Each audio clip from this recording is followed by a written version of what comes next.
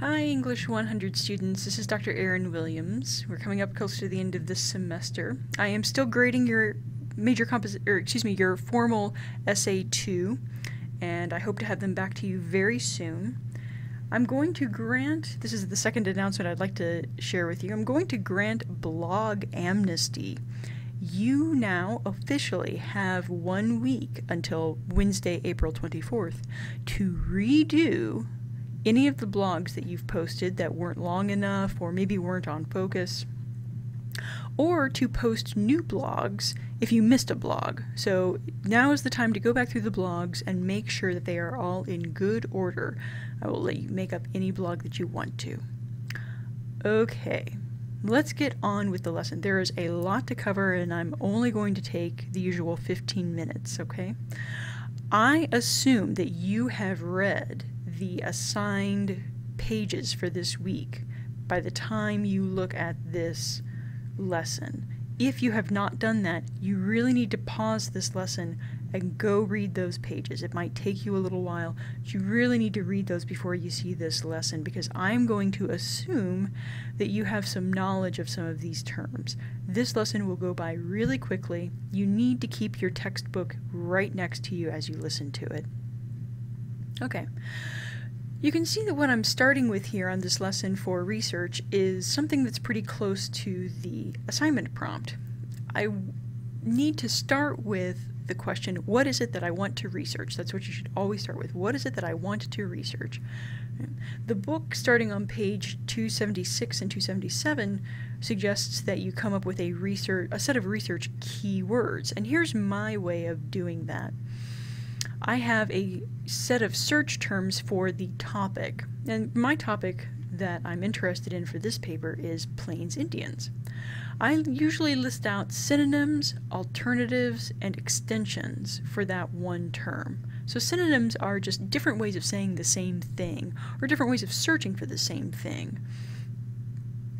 Alternatives are different ways altogether of spelling that word, or indicating plurality.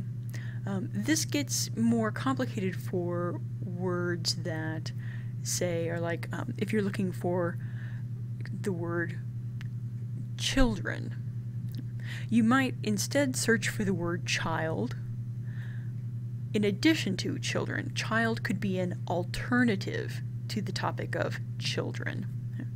And then there are extensions, so other ways of talking about the same topic. No, that wasn't your screen just changing colors, it's my screen.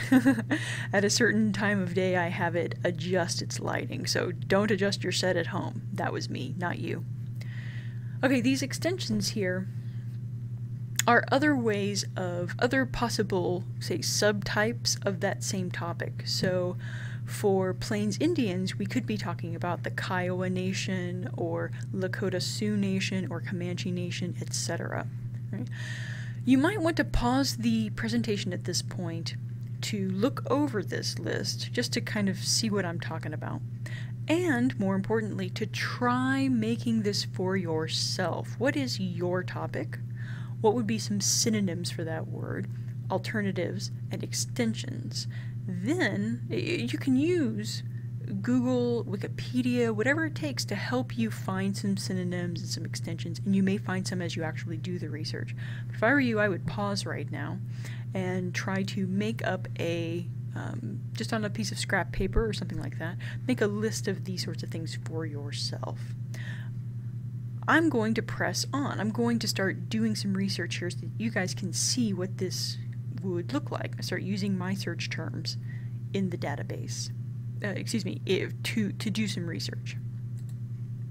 So here we're at the University of St. Francis's Vann Library main page, the home page for their website. Okay. You want to stay away from this one search. Okay, don't start here. This is kind of a jumbled mess of all the available resources, and when I say it's jumbled, it's kind of jumbled. You'll want to just make a decision. Do you want to search in the library catalog or in the databases? Now again, I assume that you've read the textbook assigned readings for this week and that you know the difference between searching through the library catalog and searching through the databases. For one, you're searching for books and other print materials and potentially ebooks. And for the other, the databases, you're searching for periodicals. You're searching for the articles that are contained within journals, magazines, and newspapers, for the most part. If that sounds unfamiliar to you, stop now and reread the sections about searching through the library catalog, searching for books, and searching for scholarly journal articles, which would take you into databases. Okay, I'm going to press on. I'm going to go here to the Vann Library Catalog link so that I can search for a scholarly book, because I know that I need one for this paper. This brings me to this search screen. This is the basic search screen. I have lots of options for what I can search for. I can search for a particular book, I can search for a particular author, I can search for Library of Congress subject keywords. If that sounds unfamiliar to you, you'll want to return to the book and see what it said about Library of Congress subject headings. Right now I just want to see what our library might have, so I'm going to do a very general keyword anywhere search. I'm going to search for Plains Indians. Gotta make sure I'm spelling things correctly, because that can sometimes sync, or that can sometimes be the thing that keeps me from getting any results. Alright, so I check my spelling. Okay, looks good. If I were searching in Google, I would use quotation marks to tell Google that I want those words right together. I don't want plains someplace else and then Indians someplace else in the document. I want those together. Here, I don't have to do that. I can indicate that I want these words to be adjacent or next to each other by selecting yes, words adjacent. I can even, from the beginning, select which years I would like to be searching for. But notice it gets pretty limited through more recent years. So I'm just going to leave that alone for now and search. This is what the basic search screen looks like. This is the basic results. Note that this only returned 5 records. In other words, we only have 5 books that have quote-unquote Plains Indians listed somewhere in this record. What you're looking at here is a brief record. Okay, this is a brief record. This is a brief record. It tells me the title, the author, the year of publication, where the book is located. It's in our Vann library. This is an electronic book. This is in the Vann library reference section. It tells me the call number, so that if I wanted to go get this one off the shelf, for example, I could use the call number to tell me which shelf it's at. All the shelves have numbers on the end of them. And whether it's checked out or not. This one is owned, and it is not loaned. Owned and loaned. Okay, so if I click here on the title, that takes me to the extended record, or the long record. You can see all the details that you'd like to know. Note here that this is published by the University of Nebraska Press. That automatically means that it's an academic or scholarly book. If it was published by a university press, it is a scholarly book, okay? And you have to have a scholarly book for this particular assignment. So I can look through here, see, aha, Plains Indians adjacent. Fantastic. The non-portrayal of Plains Indians in Buffalo Commons literature. That seems like it might be particularly helpful. Okay, so maybe I would like to have a copy of this book.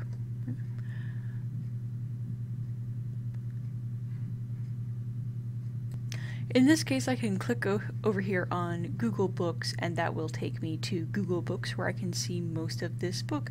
If I have any questions or problems about this, all I have to do is go back to the Lee and Jim Vann Library and click Ask a Librarian. Okay. They can help me with any question I have about library researching. Alright, well, since I'm back here, what I'm going to do now is search. It seems like I've got a book that might be helpful. So now what I'm going to do is to start thinking about narrowing down my topic, right? So I'm going back to page 276 in the book, and I'm saying, okay, well, I found something that might be helpful. Now I need to start getting a little bit more specific, and I can search the databases with a little bit more specific topic than just Plains Indians. Maybe now what I'm interested in is Plains Indians and their interactions with settlers. Right. So I'm going to click on databases, and I'm going to see here this list of databases that the Jim Vann Library has access to. What I would do if I were just starting fresh is read through some of these database descriptions and see what they have. So some of these will be more useful to me than others.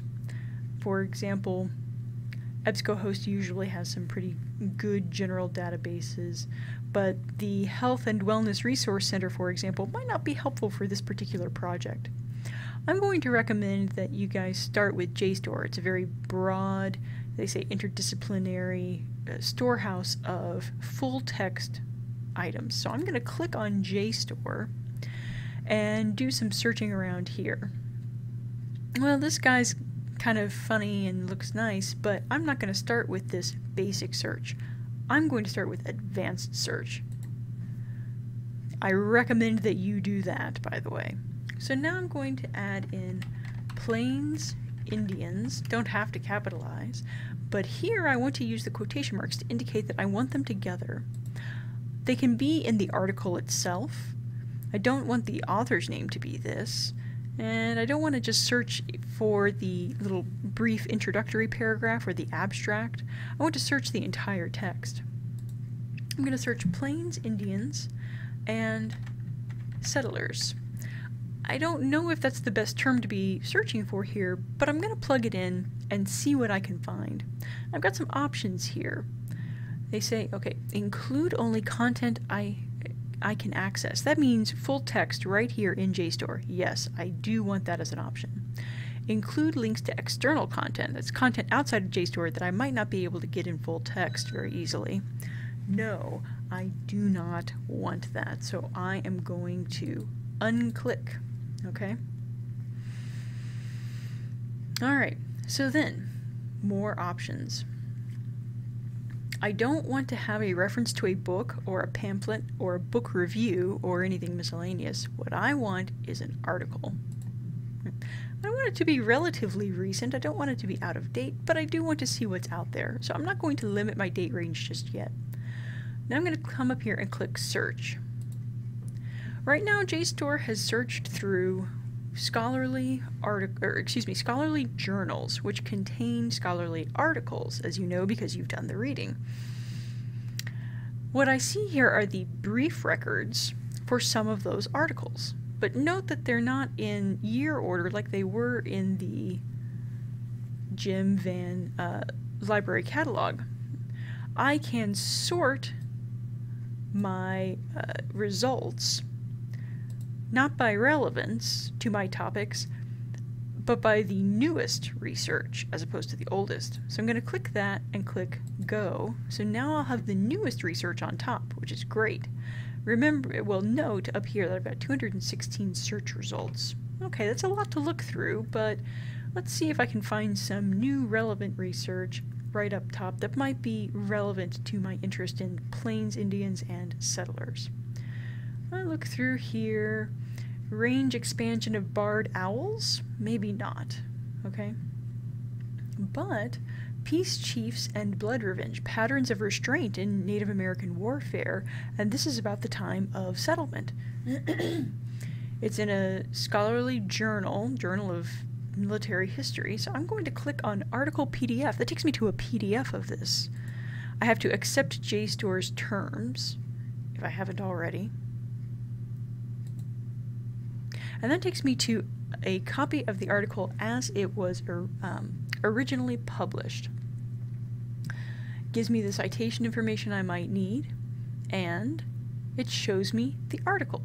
Note this abstract. This can tell me what's in this article without my having to read the whole thing. That can help me know whether this will be particularly useful for my article. Remember to make sure that you're going to need to cite this information and to explain why it's relevant, and most scholarly articles explain who their authors are.